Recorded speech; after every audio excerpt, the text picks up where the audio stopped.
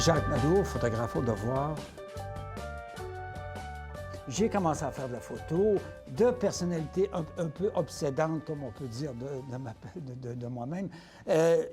J'ai une facilité à rentrer dans un sujet et de lâcher quand je suis complètement exténué. Si je travaille au Devoir, là, c'est pas pour faire plaisir à certains intellectuels, mais c'est pour un peu déranger peut-être, parce que je sais quand même que ce journal-là a une certaine notoriété et un certain pouvoir.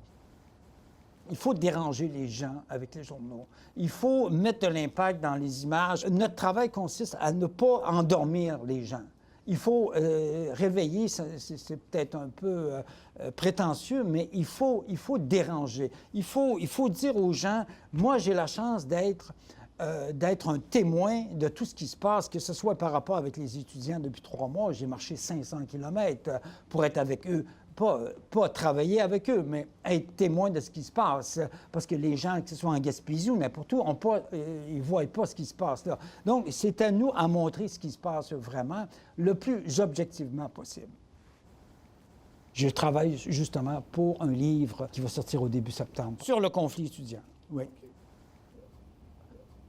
J'ai toujours eu des projets personnels. Ça fait un peu plus de 30 ans que je fais ce métier-là, puis j'ai toujours eu des projets personnels. J'ai fait des livres, j'ai fait des expositions, j'ai été observateur international dans certains pays. J'ai travaillé pour toutes sortes d'organismes aussi. Je suis professeur, j'enseigne à l'Université de Montréal aussi en photojournalisme. Et j'enseigne pour n'importe qui. Je pense que le photojournalisme, il est accessible à tout le monde maintenant. Puis moi, je m'adapte à ça et j'aime ça.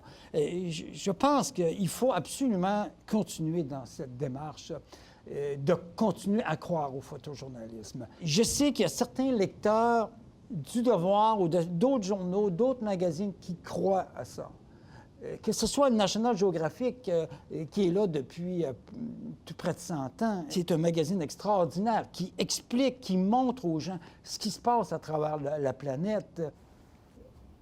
Si on veut accepter, si on veut défier les guerres, dans un sens, si on voyage à travers le monde pour montrer ce qui se passe à l'extérieur, vous pouvez être sûr que les gens vont comprendre, vont dire « Ah, OK, je comprends maintenant pourquoi il fait ça ». C'est notre travail. C'est notre responsabilité. C'est pas un métier où est-ce que tu vas faire parce que tu vas être aimé des autres, là. Tu fais un métier parce que tu es responsable de qu'est-ce qui se passe, dans un sens, à montrer à d'autres personnes qui n'ont pas eu la chance de voir ce qui se passe. Il y a une photo au Vietnam qui a été faite dans les années 70. C'est Nick Yu qui l'a fait. C'est une photo d'une petite fille qui court, hein, qui était toute brûlée. Puis là, quand les Américains, quand nous, les Nord-Américains, qu'on a vu cette image-là, on dit « Wow! On arrête tout, là. » C'était un déclencheur pour l'arrêt de la guerre. C'est suite à une photo. L'avenir du photojournaliste, par rapport avec l'image, tout le monde a maintenant des cellulaires, tout le monde a fait de la photo. Je veux dire, il y a à peu près, il y a 7-8 ans, on croyait que le photojournaliste était en danger à cause de l'Internet. L'Internet, on croyait que le papier allait disparaître, puis c'est juste le numérique, donc juste des textes, pas de photos. Et on s'est aperçu qu'à la longue, on en a besoin. Moi, je m'aperçois de plus en plus qu'on en a de plus en plus besoin. C'est une nécessité parce qu'on est contrôlé.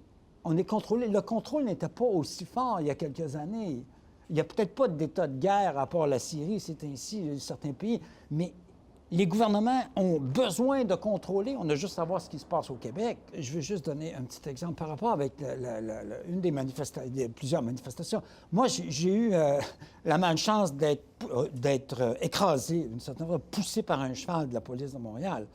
Et il y a des images qui ont circulé partout dans les médias sociaux. C'est ce petit vidéo qui était faite par des étudiants de l'Université Concordia, qui est fabuleux. Bon. Et s'il n'y avait pas eu ces images-là, on n'aurait pas parlé du tout. C'est partout. C'est partout maintenant. C'est partout. On essaie de contrôler partout. C'est à nous à montrer que la démocratie, ça existe, puis l'image de presse existe. Puis quoi que vous fassiez, Monsieur le Premier ministre, on va être là.